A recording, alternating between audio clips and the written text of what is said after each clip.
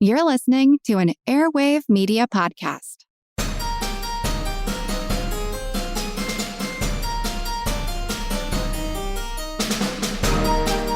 Hello, and welcome to Ben Franklin's World Revisited, a series of classic episodes that bring fresh perspective to our latest episodes and add deeper connections to our understanding of early American history. And I'm your host, Liz Covart. When we think about the early United States, we often imagine a young nation striving for its independence, politically and economically. But what did economic independence actually require? In this revisited episode, we'll explore the rise of American manufacturing in the decades after the American Revolution, and how the federal government invested in industry as a tool of sovereignty and national security. Lindsay Schackenbach-Regula, a professor of history at Miami University in Ohio, and author of Manufacturing Advantage, War, the State, and the Origins of American Industry, 1776 to 1848, joins us to uncover how firearms and textile manufacturing became foundational to the young United States' economy and how the government worked to encourage and protect these sectors. Now, during our investigation, Lindsay reveals how early American leaders viewed manufacturing as vital to national independence, how state-sponsored industry shaped the development of arms and textile production, and how these early factories laid the groundwork for broader economic and social transformations.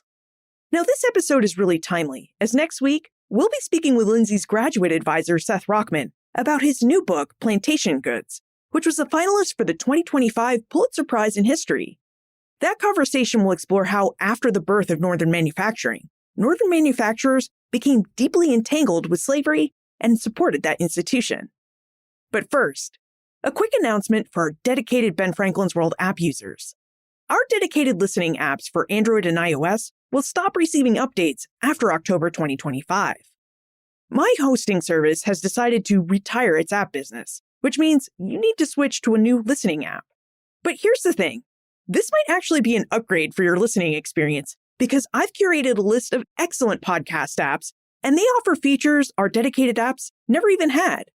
You can find your perfect new app at benfranklinsworld.com/listen. That's benfranklinsworld.com/listen.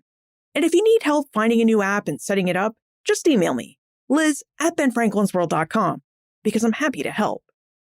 Okay, are you ready to dive into the world of early American manufacturing? Let's go meet our guest historian.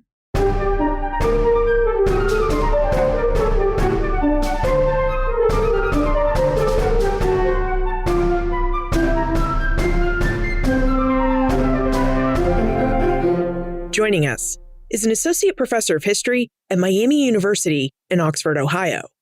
Her expertise is in the histories of capitalism and the early American Republic. She's written numerous articles on these topics, and she's written a book, Manufacturing Advantage, War, the State, and the Origins of American Industry, 1776 to 1848.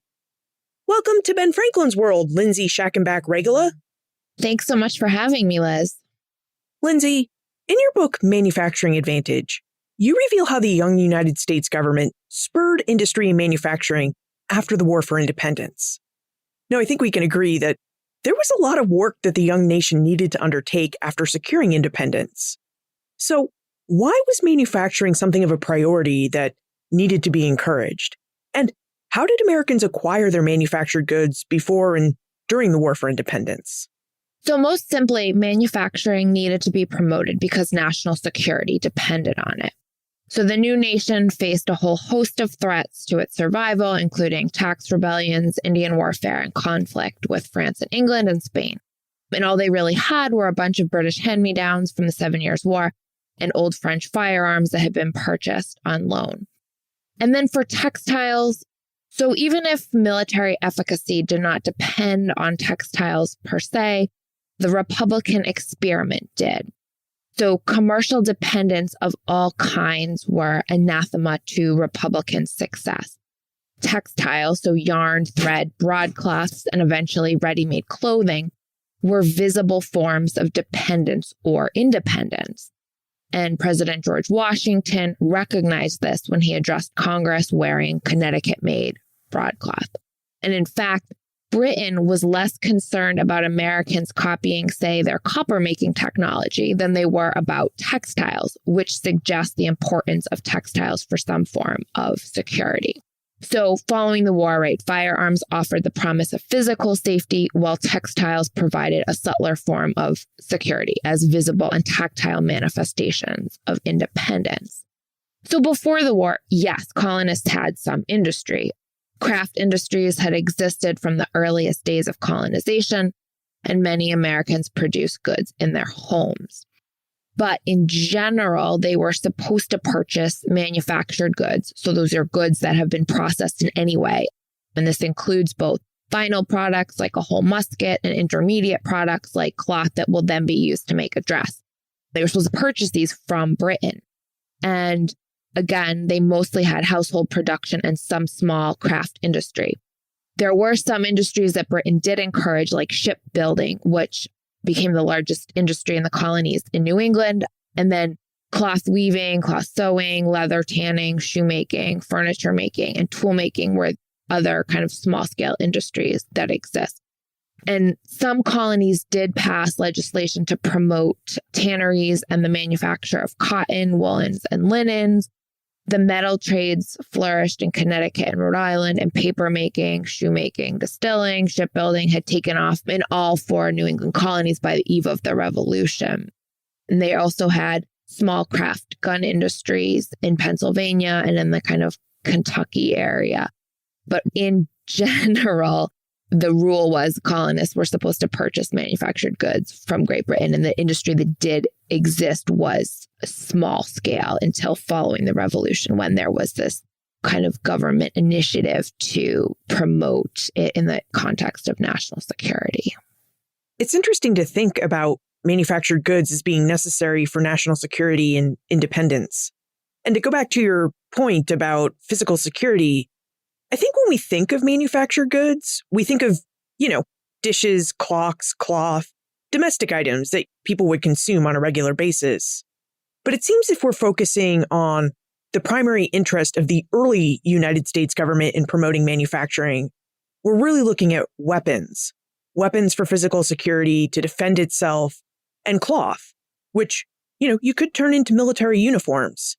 Yeah, definitely. But again, for the case of textiles, I argue that while they're not always linked explicitly to military production, so certainly manufactured canvas was then used to make tents and military uniforms, but the average, say, consumer broadcloth that would then be used to make either clothing or blankets, sheets for the house, those were linked to national security to the extent that they were forms of, again, that kind of tactile and visible independence or dependence. However, maybe if it's imported, then it's showing this kind of dependence on Great Britain, which becomes to be seen as a threat to security. Again, not necessarily always linked to military goods, but again, the notion of promoting the Republican experiment by way of processed goods. So it sounds like after the Revolution, the United States was pretty keen on establishing its own domestic manufacturing, that the young nation really saw manufacturing as vital to helping the United States function and to remain an independent nation. So, Lindsay, could you tell us a bit about how the young nation became so eager to produce its own goods? Yeah, so quite simply, difficulties providing clothing and weapons during the war for soldiers highlighted the need for some form of domestic military industrial capabilities. So during the war, American troops received much of their munitions from the smuggling network that connected France and the Netherlands to the North American coast via the Dutch West Indies. Additionally, the French government funneled military supplies to the Continental Army by loaning money to French trading companies that would sell them to Americans on credit. And then throughout the war, George Washington is writing letters to the Continental Congress, state governments, and his military subordinates that stress the consequences of insufficient arms and especially clothing supplies. He, writes that they really need clothing and blankets. He said that the army was struggling to even mend the clothing it had for, quote, want of thread. And toward the end of the war, he's still waiting on clothing imports from France and complaining about the fact that soldiers, especially those from the South, were literally naked. And so, again, that is to some extent forming policymakers following the revolution, informing their kind of ideas about what should be done to promote the Republican experiment following the war. But yet at the same time, a sort of kind of historical amnesia sets in among policymakers as Americans did welcome the resumption of imports primarily from the British Empire. So this process by which the government starts promoting manufacturing, it's an ad hoc process and it's a halting process. And it takes a while to develop. But again, that revolutionary experience does inform at least leaders' ideas about what the proper relationship is between government and industry following the war, because there is that sense that if the United States is to go to war again, we could have these kind of recurring supply nightmares that had existed during the War for Independence. So are we hearing that there were perhaps two advantages the government saw in having American-based manufacturing, one being a close proximity to the goods, that there wouldn't be this heavy need to import from Europe or elsewhere. And the second advantage being cost, that the production of goods in the United States would ultimately make these goods not just easier to acquire, but cheaper for Americans to acquire as well.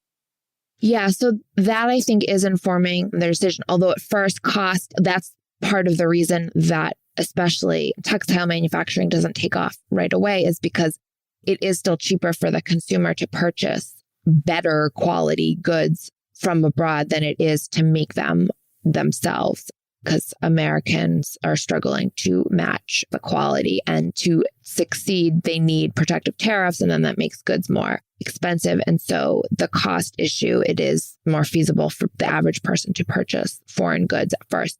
In terms of the arms industry, there is the idea of course, that it's more convenient and eventually will be more cost effective to have all this done domestically. But it's also expensive to start up an industrial scale gun manufacturing. And that's why government capital is needed to kind of get the ball rolling for gun manufacturing in the United States. Yeah, I think we need to talk about capital investment and knowledge investment when it comes to these early United States factories, because establishing a factory doesn't just require a huge capital investment, to buy the building, build the building, find the land and the space, but also the equipment that is involved. Building a factory also requires a ton of knowledge investment as well. So how did the young United States, which was debt-ridden thanks to the War for Independence, how did it come up with the capital to develop textile and firearm factories? And where did it plan to get the knowledge that Americans needed to establish these factories? For the arms industry, they come to rely on the private contractor. So first, I should say that the federal government establishes two federal armories in Springfield, Massachusetts, and Harpers Ferry, Virginia. And then it relies on contracts with private manufacturers to kind of supplement the output of these two federal armories.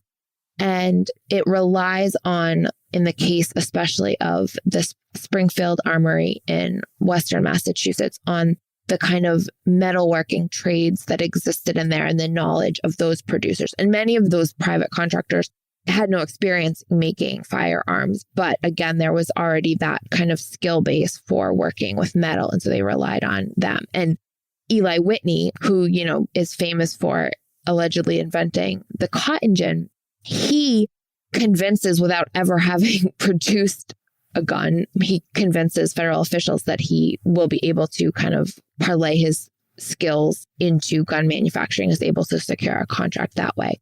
So they're relying on networks of knowledge that already existed in that sense. And then for textiles, there's no official plan for establishing a textile industry. The textile industry more benefits from protective tariffs, but even more than that, less direct forms of federal assistance in the forms of eventually diplomacy and things like that the government's able to do. So it's not as if there are federal officials saying, okay, we know that there's a certain group of people that has excellent skills in manufacturing and we're going to, employ them to make the textiles. It's a more ad hoc process. Now, in terms of military production of textiles, they are, for example, sending supplies to Philadelphia to be finished by seamstresses there. So depending on the skills that exist in that way. But again, there's less of an exact calculated plan about how to get this knowledge put to use for textile manufacturing. A couple of times you've mentioned the idea that in order to get textile manufacturing started in the United States, the government really needed to employ protective tariffs. What is a protective tariff, and how would these tariffs have protected and promoted the establishment of factories in the early United States? Yeah, so protective tariffs are duties placed on goods that are imported. And so aspiring manufacturers were requesting these kind of protections to be placed on imports in all sorts of different goods. And one of them is textiles. Now, economic historians have debated the extent to which these actually made a difference in production and whether manufacturing would have developed without them. And in general, the kind of significance of these tariffs doesn't really take off until the 18 teens. One of the first major tariffs on textiles is 1816. But beginning with the first Congress, there are duties placed on goods, and there's all sorts of debates about, the level of them. And in general, merchants don't like these as much because that, of course, raises their costs from importing and kind of cuts into the profit they can make from selling international goods in the domestic market. This causes lots of political debate. But again, the idea is that by making it more expensive for consumers to purchase British goods, they will inspire people or coerce them in some way to purchase domestically. Now, we've been talking about manufacturing broadly. We've talked about factories in general terms and how they got started. But Lindsay, could you take us inside an early American factory?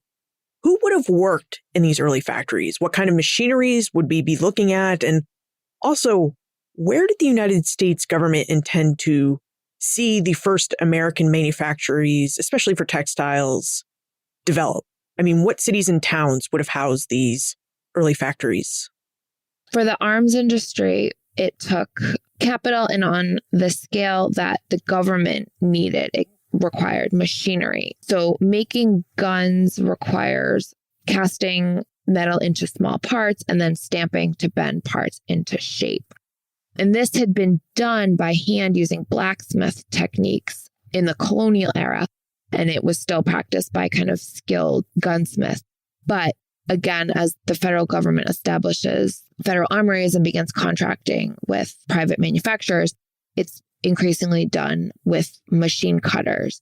And over the course of the early 19th century, there's greater specialization in these machine processes so that the laborer is now responsible for, increasingly kind of small tasks within the larger system of creating a gun. So whereas the individual gunsmith, it would take a long time to kind of make the gun from start to finish. With government investment, it's possible to, again, employ more and more labor and to have the individual responsible for only one small part of the process. And these laborers, while at first they might be employed for the skill that they can supply, increasingly they are less skilled workers, people that basically, in cases there's, letters of individuals writing to the superintendent of the Springfield Armory, for example, requesting work, saying, I'm struggling to provide for my family. Please, give me a job. So again, people that are kind of down on their luck.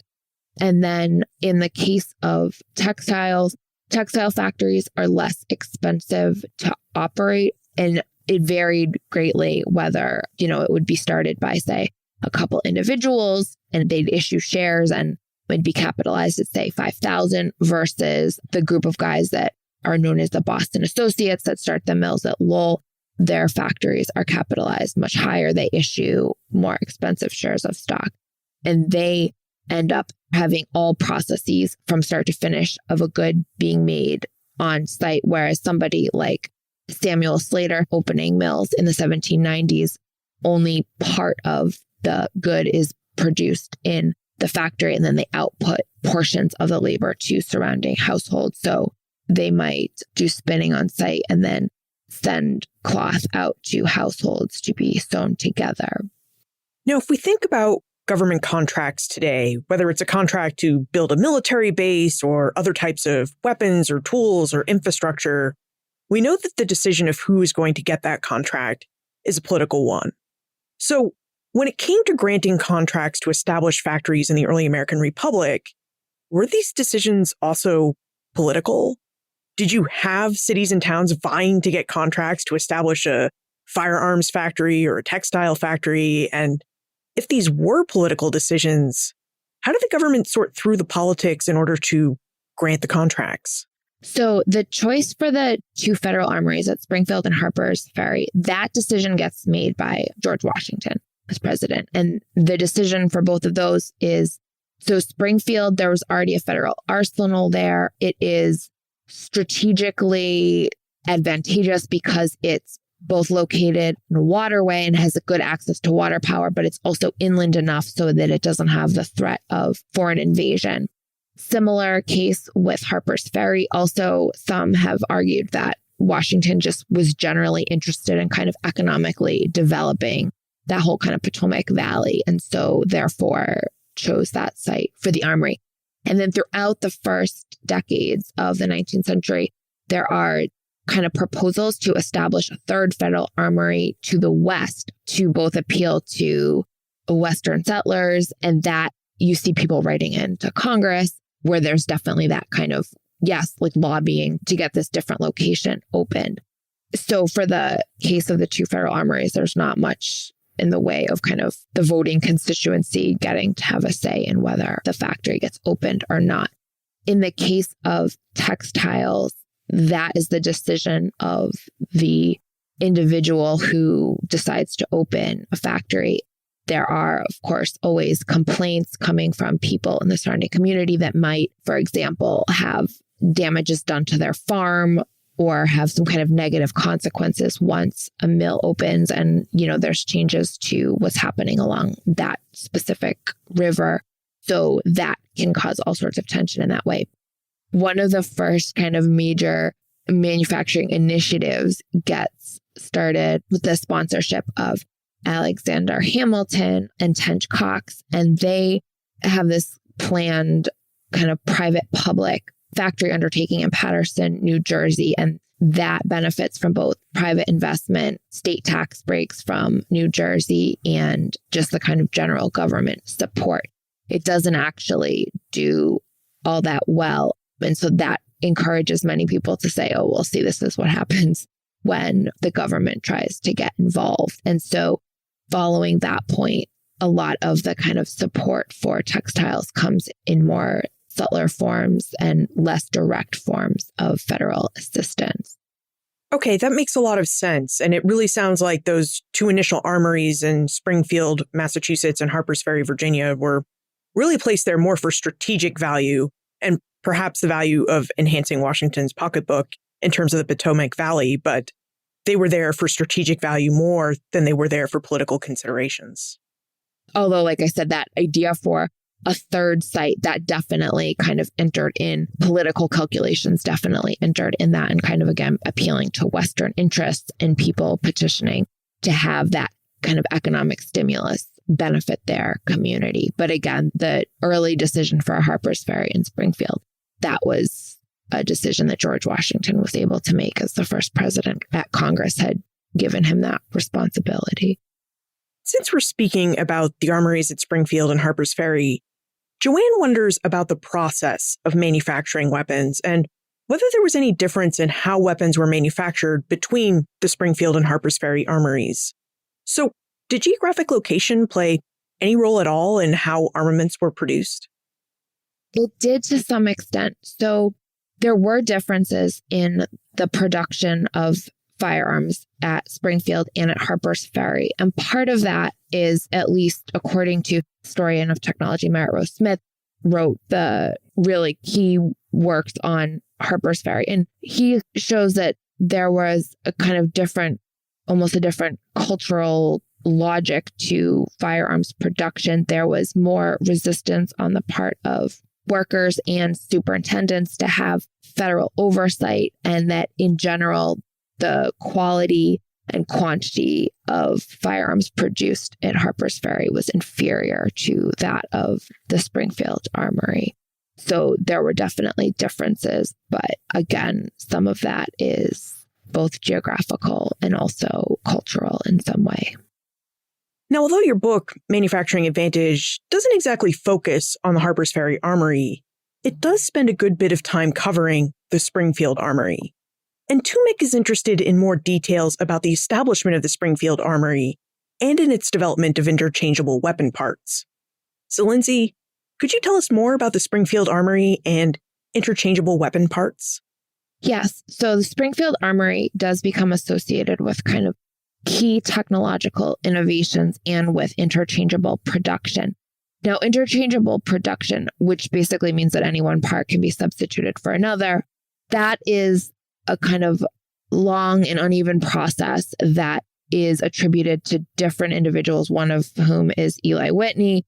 Others are gun contractors, Simeon North, John Hall, and then the production that's being done at the Springfield Armory. So it's a kind of cumulative process of all these different people kind of working toward it. But basically, following the War of 1812, and by the War of 1812, the United States is able to be completely self-sufficient in supplying its own weapons because of the success of the federal armories and the beginnings of the contract system. But there were still concerns about the standardization of weapons, about things needing to be repaired and the struggles to do that. And so following the War of 1812, there's ordnance officers like this guy, Decius Wadsworth, and he's saying, okay, we need to really improve manufacturers' ability to match the kind of standards that we supply. And so there's more effective kind of inspection and proofing done at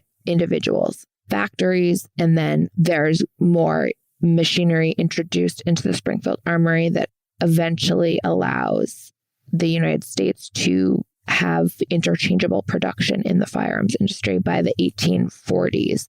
And then that process spreads to other industries like sewing machines and eventually automobiles. And it's pioneered, again, largely at the Springfield Armory and in the factories of private contractors. But it becomes, again, more associated with Springfield than it does with Harper's Ferry, because in general, that is seen as the kind of main site for innovation. And then what the government will do is send down various mechanics and such to work in Harper's Ferry or to observe. And so there's that shared knowledge network that's influencing that.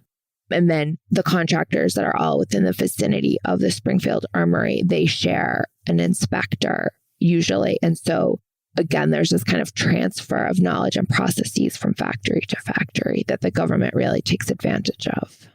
This is really interesting. Could you tell us more about this shared system of knowledge?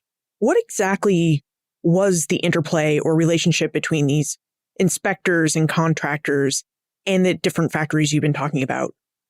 Right. The contractors would have these agreements that they would produce a specific amount of arms within, usually it would be over like a 5-year period, and they'd get often advanced sum that served as kind of loans to enable them to either, purchase additional machinery or employ labor, whatever. And so they would then write to the superintendent of the Springfield Armory, and they'd say, okay, I now have 2,000 stands of muskets ready to be inspected. And then the inspector would be dispatched to that local factory to make sure that the firearms that that man produced met government standards. And then any that did not would oftentimes either sold locally to an auction house or discarded in some ways, but they had to meet these standards. And so again, by having people travel around, some of that knowledge gets shared. Or when an individual mechanic does kind of improve a process, that person might be sent around to other factories, or the Springfield Armory might send an individual to observe something at a contractor's factory and then employ that process at the Federal Armory. So again, this kind of sharing that happens in that process. So when we're talking about contractors in early American factories, what we're really talking about are people who own or operate a smaller factory that are also producing something that these bigger government factories like the Springfield Armory need. Yeah. So as a result of, there's a Militia Act passed that becomes law in 1808. And that is when the federal government assumes responsibility for helping state governments supply their state militia with guns provided by the federal government. However, because of this kind of longstanding fear of too much centralized control, the weapons for the state militia cannot come from the actual federal armories themselves. They have to come from a private factory. So the government enters into contracts with these private manufacturers, including, again, like Eli Whitney. And then those weapons are inspected by somebody employed by the federal armory. But because the weapons come from an actual factory of a private producer, they're in compliance with this Militia Act. And so then a certain amount of weapons are then doled out to the individual states to then supply to their militia. So I think we should turn now to the other half of the United States' early manufacturing goals, which is textile manufacturing. They want to make domestic textiles. Now, since this is a natural break point in our conversation, why don't we take a moment to talk about our episode sponsor, and then we can turn our full attentions to textiles. Ben Franklin's World exists because listeners like you believe that history matters. As an independent podcast produced by Clio Digital Media, which is the nonprofit organization that Karen Wolf, Joe Edelman, and I founded to help support this show, we don't have corporate sponsors or university backing. Instead, we have something even better, a community of history lovers who help make our work possible. Every donation, whether it's $5, $25, or $100, helps us bring you in-depth conversations with leading historians who help us uncover forgotten stories and explore the ideas that shaped early North America and the new United States. Any donation you make is fully tax-deductible and goes directly towards episode research, production, and keeping this podcast free for everyone. So here's the math. If every listener contributed $5, we'd meet our annual production costs, no problem. Are you ready to help? Visit benfranklinsworld.com/donate. That's benfranklinsworld.com/donate. History is a conversation. Thank you for helping us keep it going. And if you've already donated, thank you so much for your support of the show. It really means a lot. Lindsay, let's talk textiles. Maureen wonders if you could tell us about textile manufacturing. Specifically, Marie wonders what it took to manufacture textiles and why textile manufacturing seems to have become so big in New England and New York City, and yet not big in other parts of the young nation. New York and New England developed industry for different reasons. New York had manufactured iron products for Britain during the colonial era, and it also had a long history of craft industry. So again, these kind of small scale establishments run by master artisans where things were mostly made by hand. And these included shoes, boots, hats, clocks, other goods like that. And then following the revolution, societies formed there to advocate for more protectionist policies to, again, kind of induce consumers to purchase domestic textiles. And the New York State legislature also aided entrepreneurs by passing protective tariffs before the first Congress. And then when the U.S. Constitution went into effect, the first tariff of 1789 offered some more protection for these people than the New York State legislation that it replaced had, and it was particularly kind to textiles.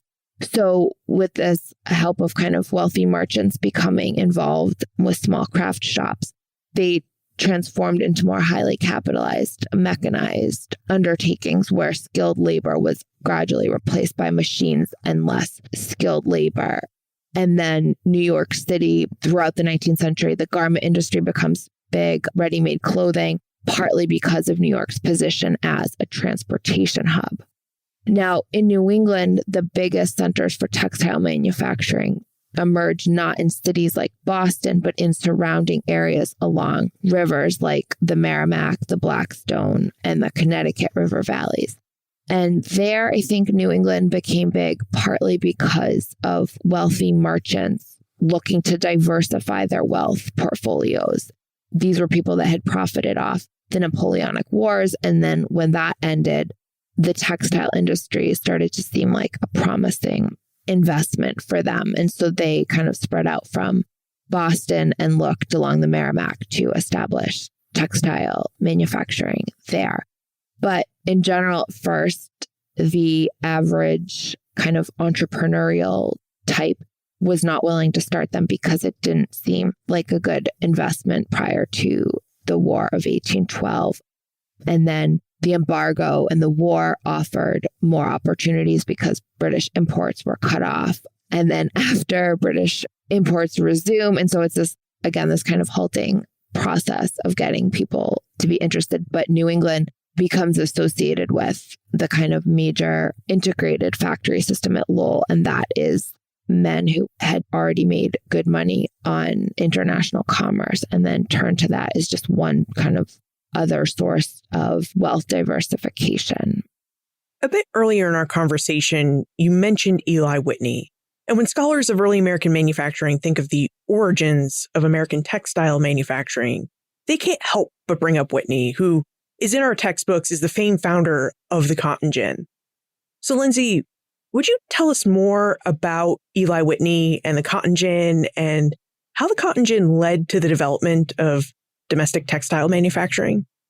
Eli Whitney is this kind of legendary inventor of the cotton gin, even though he made his living mainly making firearms for the federal government. So the cotton gin is a machine that quickly separates fiber from the seed, and it makes the production of cotton much more efficient. So he, famously patents this cotton gin in 1794, although recent work by scholars like Angela Laquette have shown that really we attribute too much to Whitney, and there was a lot of work that went into cotton gin from indentured servants and enslaved Africans in kind of creating this technology. And cotton gins had existed in some form for a very long time before Whitney. But with this kind of 1794 machine that basically uses wire teeth embedded in a wooden roller to pull cotton fiber quickly through a grate, this allowed farmers to grow the more labor-intensive short staple cotton, which had to be cleaned by hand one plant at a time. And this increases by about 50 times the amount of cotton processed in one day. So although it saved labor, it meant that more cotton could be produced, which led plantation owners to want more slaves and more land to produce this cotton. And then this cotton then fed Britain's and America's textile factory, further kind of linking slavery and industrialization. But again, with more and more cotton produced, the gin makes possible the kind of raw materials being fed into these factories. You mentioned quickly that Eli Whitney is someone we remember for the cotton gin, but in reality, he really made his living and mark in early arms manufacturing. Could you tell us about this less well-known aspect of Eli Whitney's life? Yeah, so there's all these letters between him and his business partner just basically complaining about the fact that they cannot make any money off the cotton gin. People are using it without paying, the royalties on it. And then when he knows that the government's going to start issuing contracts in the 1790s, especially in the context of impending potential war with France during the quasi-war, he is pretty well connected. He knows Decius Wadsworth, who becomes a chief of ordnance. He knows Oliver Wolcott, Secretary of Treasury, and he convinces them that he can basically successfully transition from cotton gins to guns before he even has a factory set up to do so. So he ends up getting the largest of these early contracts. He gets a contract for 10,000 guns, and most of the other people get ones that are like 1,000 max. And even though he struggles to get it done, he's allowed to take until, I think it's like 1809 to fulfill his obligations. But again, because he's personally connected. He has a reputation as an inventor. He's able to get these kind of privileged circumstances. And then following the War of 1812, he becomes one of the regular contractors, and he had been able to use the kind of advance sums that were given as part of the contract to open up a gun manufactory in the New Haven, Connecticut area. And that's what he does until he dies, and then his son takes over that role. And he's kind of one of the key founders in that area of Connecticut becoming associated with gun manufacturing. And so a lot of the later factories that open in and near New Haven in Hartford, Connecticut, they're kind of descendants in some way of Whitney. How typical was Eli Whitney's experience in early American manufacturing? Was it par for the course that these factories that get started by government arms contracts are had by men who just happen to know other men in government? Yeah, to some extent, yes. Personal connections were huge. A few of the other kind of regular contractors like Asa Waters and Simeon North and Nathan Starr in that Connecticut River Valley proximity. At first, the government advertised the need for contractors in the newspapers, and people would write in and request these contracts. And they had to be able to prove that they were good for it in some way. And so you had to get recommendation letters from somebody willing to vouch for you and to serve as kind of a surety. And so individuals did need those personal connections. But Whitney is, I think, kind of the most extreme in terms of having no prior experience manufacturing weapons and then getting it almost solely because of these personal connections. And what about the workers who kept these early factories going?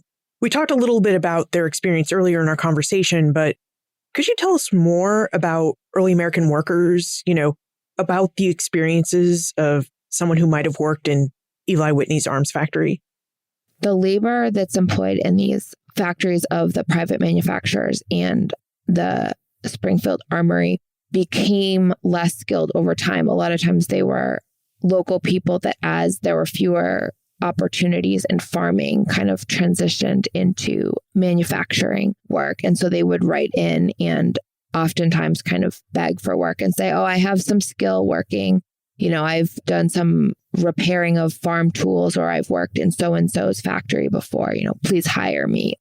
And there were different levels of workers and the skills that they had. And some people employed would show that they had a fair level of skill and had, say, maybe worked in a small manufactory making clocks or something.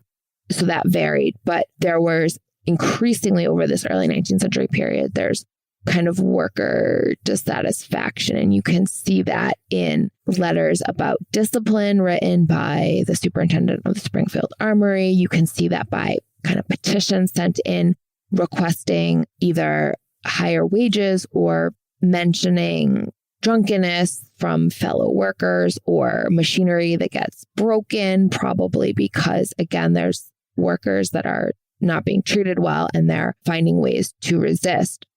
For the textile workers, so Samuel Slater, one of the kind of fathers of industry, was kind of literally a father in terms of employing child labor in his first factories, but he was also putting out to kind of local households. So that might be some, woman that lives in the proximity to Providence and is using that as a way to make extra money for her family.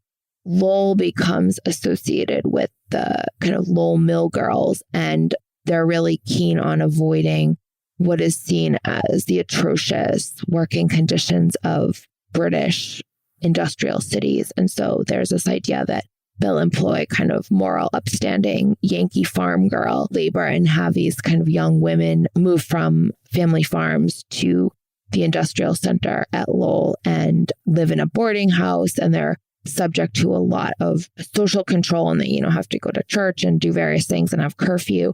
And for some women, that's this great form of independence, but it's also increasingly exploitative. And so these women do begin organizing collectively by the 1830s and trying to get both better conditions and shorter work days. And there are some, I think it's the 1840s in New Hampshire, there's a 10-hour workday law passed, but some of that's difficult to enforce. So in general, the factory conditions become actually increasingly exploitative, especially as places like Lowell tend to come to rely more heavily on immigrant labor with the wave of Irish immigrants that come in the 1840s and the 1850s, and this kind of transitioning away from the Yankee mill girl paradigm to immigrant labor that's not treated very well.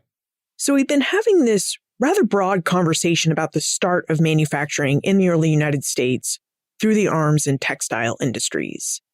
And I wonder, when you consider all of the different sources you've looked at, Lindsay, and you place them within the larger context of early American and United States history, how successful do you think Americans were in building thriving textile and arms factories? And how do you think we should measure this success? What are the markers for success? So they are successful eventually. And for the nation's first several decades, they're still looking at Britain as the model. They're still looking at the French as models. But by the 1820s, Britain's actually sending over individuals to observe what's going on at the Springfield Armory because they are increasingly recognizing that the Americans are producing the technology to compete with them, and that by the famous Crystal Palace exhibition, the International Fair in 1851, Americans are winning all sorts of prizes for various manufactured goods, including some textiles and including Samuel Colt's revolvers. So by then, the United States is seen as quite successful, but, it's a long process. In the case of the arms industry, success, definitely being able to be self-sufficient in production. And by the War of 1812, the United States is. And that, I think, is a remarkable achievement on the part of the federal government. It created a firearms industry, and that firearms industry then went to work for it when it fought against Great Britain.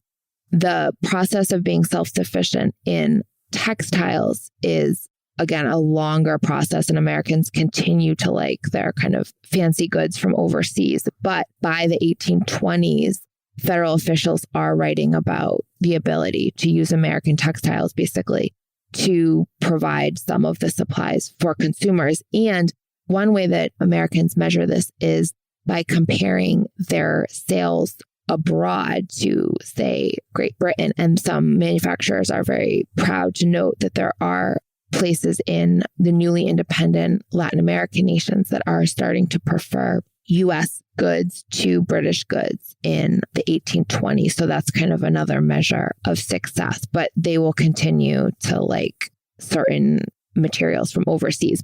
But I think also when the United States becomes more militarily secure, it's less of a threat if, again, Americans do want to be wearing a shirt made in Britain or importing fancy dishes from France. That's less of a threat when, again, the United States becomes more militarily independent.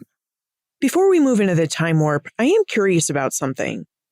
Lindsay notes in her book, Manufacturing Advantage, that the stories of the firearms and textile industries are not something that are usually talked about and told together in a single history book. And yet, Lindsay did make this choice to place the stories of these two very different industries side by side in her history of early American manufacturing. So, Lindsay, would you tell us why you decided to look at the development of both the American textile and firearms industry in your history book, and what you think we can learn about the history of early manufacturing by looking at the stories of these two very different industries? Yeah, so the choice to focus on arms and textiles took me a while to get to. So this project actually emerged out of an article that I had written on the relationship between a group of Boston merchant industrialists, so the people responsible for the factories in Lowell, Massachusetts, and the transcontinental treaty with Spain by which the United States acquires Florida. So I started paying attention to the shipping claims that these merchant industrialists had gotten as a result of the treaty with Spain, because the United States assumes the payment of claims that merchants had against the Spanish government for kind of lax policing or shipping depredations that happened in their waters. And so this key group gets, I think, a disproportionate chunk of federal funds as a result. And it's conveniently timed with their factory development at Lowell. So I was wondering, okay, so here's this interesting way that they're benefiting from the federal government, even though they're considered these entrepreneurial and independent individuals. And so I wanted to see the other ways they benefited from state support, whether direct or indirect. I was also interested at the time in U.S. South American trade. And so I started looking at diplomatic papers, especially consular dispatches, which are all these letters, pamphlets, trade statistics that U.S. consular agents sent back to the State Department from their various posts in Latin American ports. And so I start seeing manufacturing goods show up in those records. I also saw several references to arms imports into South America from the United States. And I thought, well, that's interesting. The United States is supposedly neutral at this time, and Latin America was in the midst of independence wars against Spain and Portugal. But I had no plans at that point to study, say, how firearms manufacturing developed. But soon after that, someone had mentioned to me that there was lots of industrial innovation happening in the arms industry at Springfield, Massachusetts. And again, I had no specific plans to study arms, but I ended up going to the New England branch of the National Archives and looking at the records of the Springfield Armory. And on my very first day there, I saw several mentions of arms sales to Buenos Aires, which was fantastic. Of course, that didn't happen again because the government wasn't supposed to be involved in sending firearms to the Latin American countries that were in rebellion. But basically, the more that I read of these Springfield Armory records, the more I became interested in the fact that all of these private gun contractors were writing and basically were totally dependent on government patronage. So despite the, right to bear arms in the United States, there wasn't enough civilian demand to create a really large arms industry. So that became really interesting to me. And I was still, again, thinking about textiles and these Boston associates and how to talk about them together. And of course, with textiles, as I said, there would be a market regardless of if the government was involved. But the precise ways in which the industry developed and certain people like the Boston associates were becoming kind of privileged, this did depend on government policies. And so then when I began to think in terms of national security, it started to make sense. And this idea that, again, the early national period was kind of fraught with anxieties over whether the new nation would survive. Industry offered kind of one solution. So even though, again, the stories of arms and textile industries are usually not told together, I think in a single narrative, they emerge as products of national security. So what you're saying is, if we really want to understand the history of manufacturing and how it got its start in the early United States, then we really ought to look at textile and firearms manufacturing together. Yes. And also because those are the two industries that become kind of the hallmarks of industry. And even though, again, they're not usually told in the same story, that is what the United States becomes associated with in terms of both the firearms industry becoming premier in the world by the 1850s, and then the kind of Lowell integrated factory system becoming internationally recognized also before 1850, that seeing how those two industries emerge as what the United States becomes famous for, if we put them in the story of national security, it makes sense that it's not just one of kind of entrepreneurial individuals working on their own to make this happen, that they emerge as a larger process of government intervention in making this possible. Now we should jump into the time warp. This is a fun segment of the show where we ask you a hypothetical history question about what might have happened if something had occurred differently or if someone had acted differently. Lindsay, in your opinion, what might have happened to the development of Americans' armament and textile industries had the United States government never become involved in them after the Revolution? How might the course of American manufacturing and United States history be different? As I said earlier, historians have debated how much tariffs help. So if they had never issued, say, protective tariffs on textiles, I think it would have taken longer for the textile industry to develop, but I think it would have developed eventually over time, even without, again, tariffs or patents or incorporation laws or even diplomacy. But it would have taken longer. The arms industry, though, I mean, just the fact that there's all these letters from these arms contractors and they're writing back and they're saying, if you don't continue to support us, like, that's it. My livelihood is done. I will have to close up shop.